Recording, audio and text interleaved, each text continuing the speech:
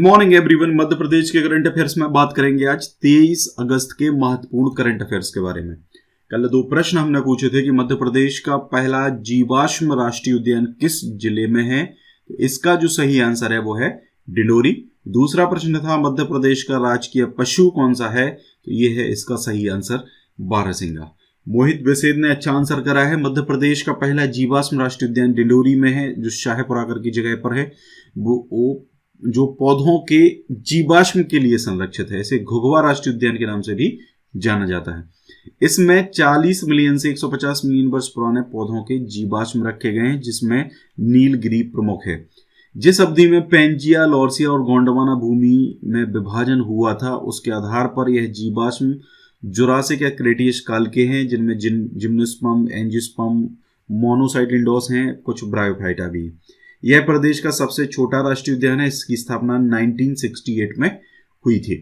मध्य प्रदेश में डायनासोर जीवाश्म उद्यान भी है, जो धार जिले में स्थित है। इसमें डायनासोर के 6.5 करोड़ वर्ष पुराने अंडे का जीवाश्म रखा गया है। मध्य प्रदेश का राजकीय पशु बारहसिंगा है, जो हिरण की ब्रेडरी प्रजाति से आता है। बारहसिंगा को दलदल का मृग के नाम से भी जाना जाता है। यह हिरण दुर्लभ वन्यजीव में सम्मिलित है, जो एकमात्र कान्हा राष्ट्रीय उद्यान में पाया जाता है। सबसे ज्यादा कान्हा राष्ट्रीय उद्यान में ही पाया जाता है। इस हिरण में वयस्क नर में सींगों की संख्या 12 से 14 और इससे अधिक शाखाओं में होती है, इसलिए इसे बारहसिंगा कहा जाता है।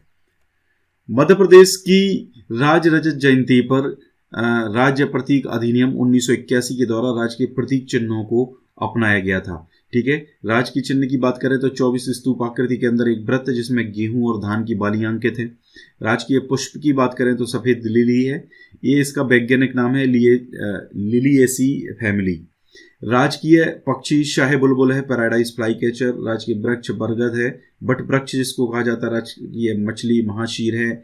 नाट्य माछ है। राजकीय नृत्य राई है, जो आपका बुंदेलखंड का प्रसिद्ध नृत्य है। ठीक है, ये ध्यान रखिए। राजकीय फसल सोयाबीन है और राजकीय खेल आपका मलखंभ है। ठीक है, तो इतनी सारी चीजें जो हैं वो आपकी हो जाती हैं। कल के लिए प्रश्न है, कौन सा राष्ट्रीय उद्यान मध्य प्रदेश में नहीं है। तो ये 4 में से आपको एक सही कमेंट करके बताना है। मध्य प्रदेश का क्षेत्रफल कितना है, ये 2 प्रश्न आपको कमेंट करके हमें बताने हैं। ये हमारा करंट आउटलुक है, पूरा जून तक का पूरा करंट आउटलुक अवेलेबल है। जुलाई जो है वो जल्द ही लॉन्च करने वाला हूं मैं। ठीक है, ये अर्धवार्षिकांक भी इसका मैंने निकाल दिया है। अगर आप चाहें डिस्क्रिप्शन में लिंक मिल जाएगा, या फिर इस व्हाट्सएप पे कोई क्वेरी करना चाहें तो कर सकते हैं। चलिए स्टार्ट करते हैं। पहला प्रश्न है, केंद्रीय सूचना एवं प्रसारण मंत्रालय द्वारा मध्य प्रदेश द्वारा निर्मित किस लघु फिल्म को विशेष उल्लेखनीय पुरस्कार के लिए चुना गया है। तो देखिए, ये जो लघु फिल्म है ये मध्य प्रदेश के द्वारा बनाई गई थी, हम कर सकते हैं। ठीक है, तो हम कर सकते हैं लघु फिल्म को विशेष उल्लेखनीय पुरस्कार के लिए भी हाल ही में केंद्रीय सूचना और प्रसारण मंत्री प्रकाश जावड़ेकर के द्वारा चुना गया है। देशभक्ति पर आधारित मध्य प्रदेश द्वारा निर्मित लघु फिल्म हम कर सकते हैं को विशेष उल्लेखनीय पुरस्कार के लिए चुना गया है। ठीक है, ये जो कंपटीशन हुआ था, एक छोटा सा कंपटीशन हुआ था स्वतंत्रता दिवस के अवसर पर सूचना और प्रसारण मंत्रालय के द्वारा भारत सरकार और राष्ट्रीय फिल्म विकास निगम के संयुक्त तत्वाधान में। ठीक है, देशभक्ति आत्मनिर्भरता की ओर बढ़ते कदम, ये इसकी थीम थी, विषय था, जिस पर ऑनलाइन लघु फिल्म प्रतियोगिता आयोजित करी गई थी। इस प्रतियोगिता में कुल 865 फिल्में पुरस्कार के लिए आई थी, जिनमें से मध्य प्रदेश माध्यम द्वारा निर्मित हम कर सकते हैं लघु फिल्म को पुरस्कार के लिए चुना गया। इसमें अलग अलग जो विनर्स हैं, NFDC जो है आपका सिनेमाज ऑफ इंडिया, इसके द्वारा आयोजित किया गया था। Ministry of information and broadcasting, ठीक है, सूचना प्रसारण मंत्रालय। ठीक है, तो इसमें अगर सबसे पहले नंबर पे बात करते हैं तो ये अभिजीत पॉल की फिल्म थी MI। ठीक है, इसको फर्स्ट प्राइज मिला है। ये अब इंडिया बनेगा भारत, देबोजो संजीव की ये मूवी थी। ठीक है, लघु फिल्म थी। सेकंड प्राइज इसको मिला है 10 रुपीज, इसको थर्ड प्राइज मिला है। इसके अलावा स्पेशल मेंशन सर्टिफिकेट्स जो हैं वो दिए गए हैं। इनमें से मध्य प्रदेश को ये सर्टिफिकेट दिया गया है हम कर सकते हैं के लिए। ठीक है, तो मध्य प्रदेश मध्यम फिल्म ने इसका निर्माण जो है वो किया है, हम कर सकते हैं। ठीक है, ध्यान रखिए। अगला प्रश्न है, मध्य प्रदेश के लिए कृषि अधोसंरचना कोष में कितने हजार करोड़ का लक्ष्य निर्धारित किया गया है। तो कृषि अधोसंरचना कोष जो है उसमें 7,000 करोड़ का कुल लक्ष्य जो है वो मध्य प्रदेश सरकार के द्वारा रखा गया है। योजना में शासकीय सहायता के प्रावधान किसानों के लिए किए गए हैं। इसमें अधिकतम 2 करोड़ रुपए की ऋण राशि के प्रकरण में वार्षिक ब्याज दर में 3% की छूट रहेगी और यह छूट अधिकतम 7 साल के लिए होगी। यानी कि 2 करोड़ रुपए तक का जो ऋण है उसमें पूरे ब्याज की बात कर रहे हैं, वार्षिक एनुअल वार्षिक ब्याज की बात कर रहे हैं, तो इसमें 3% की छूट रहेगी 7 साल के लिए। क्रेडिट गारंटी के अंतर्गत अधिकतम 2 करोड़ की ऋण राशि पर प्रति प्रकरण क्रेडिट गारंटी शुल्क आवश्यक राशि का भुगतान जो है वो सरकार करेगी।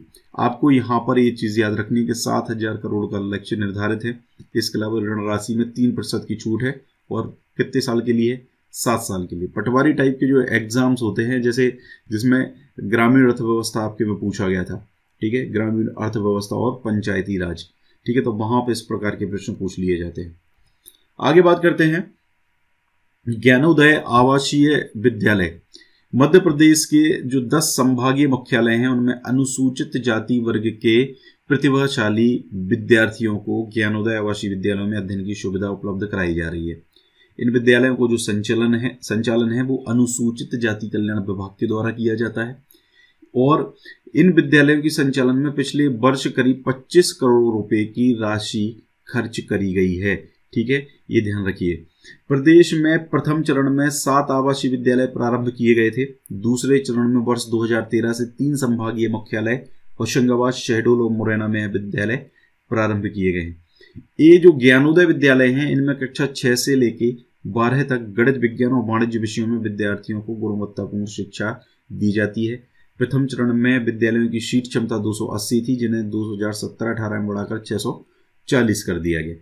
हाल ही में जो 2019 में जेईई की जो मेंस परीक्षा हुई थी उसमें ज्ञानोदय विद्यालय के 26 विद्यार्थी भी उत्तीर्ण हुए थे। आपको ये याद रखनी है कि सभी संभागीय जो मुख्यालय हैं वहाँ पर ये विद्यालय प्रारंभ करे गए हैं और पहले चरण में 7 आवासीय विद्यालय प्रारंभ किए गए थे। दूसरे चरण में 3 संभागीय मुख्यालयों में ये विद्यालय प्रारंभ करे गए हैं। ठीक है, अगला प्रश्न बहुत मोस्ट इंपॉर्टेंट प्रश्न है ये। मध्य प्रदेश से कौन प्रतिष्ठित तेंजिंग नोर्गे राष्ट्रीय साहसिक सम्मान 2020 पाने वाले देश के प्रथम दिव्यांग खिलाड़ी बने हैं? तो आप इन्हें जानते हैं, ये हैं सत्येंद्र सिंह लोहिया। ठीक है, कौन है? सत्येंद्र सिंह लोहिया। हम पहले भी इनके बारे में काफ़ी डिस्कस कर चुके हैं और मैंने आपको बताया था इनके बारे में। ग्वालियर जिले का ग्राम गाता है, ठीक है, हालांकि इनका जो मेन होम टाउन है वो भिंड है, ठीक है, लेकिन अब ये ग्वालियर में रहते हैं। इनकी जॉब इंदौर में है, ठीक है, ये भी ध्यान रखें, जॉब इंदौर में करते हैं। तो सत्येंद्र सिंह लोहिया ये अभी हाल ही में प्रतिष्ठित तेंजिंग नोर्गे राष्ट्रीय साहसिक सम्मान पाने वाले देश के प्रथम दिव्यांग खिलाड़ी बने हैं। राष्ट्रपति रामनाथ कोविंद 19 अगस्त को नई दिल्ली में उन्हें ये सम्मान देंगे। सत्येंद्र सिंह ये अवार्ड पाने वाले देश के पहले दिव्यांग खिलाड़ी होंगे। इससे पहले सत्येंद्र लोहिया अमेरिका में 42 किलोमीटर की कैटलीना चैनल, ठीक है, सिर्फ 11.34 घंटे में तैर कर पार करने वाले पहले एशियाई दिव्यांग तैराक बने थे। 2019 का करंट अफेयर है जिसमें मैंने आपको इनके बारे में बताया भी था। इन्होंने 24 जून 2018 को इंग्लिश चैनल स्विमिंग में पैरा स्विमिंग रिले टीम के माध्यम से कीर्तिमान स्थापित किया और 18 अगस्त 2019 को कैटलीना इंग्लिश चैनल पार कर इतिहास रचा। इंग्लिश चैनल को 12 घंटे 24 मिनट में पार कर Limca book of world record में इन्होंने अपना नाम भी दर्ज कराया। देखिए 2018-19 का करंट अफेयर है, काफ़ी पॉपुलर ये हैं, ठीक है, तो ये ध्यान रखिए, यहाँ से 100% एग्जाम में प्रश्न बन सकता है। दूसरा, अगर हम बात करते हैं इस पुरस्कार के बारे में, तो ये जो पुरस्कार है आपका 4 श्रेणियों में दिया जाता है। तेंजिंग पुरस्कार, ठीक है, इसमें land adventure, water adventure, air adventure और लाइफ टाइम अचीवमेंट, 4 कैटेगरी में ये अवार्ड दिया जाता है। पुरस्कार प्राप्त करने वाले को प्रतिमा, प्रमाण पत्र और प्रत्येक को 5 लाख रुपए की राशि का पुरस्कार इसमें दिया जाता है।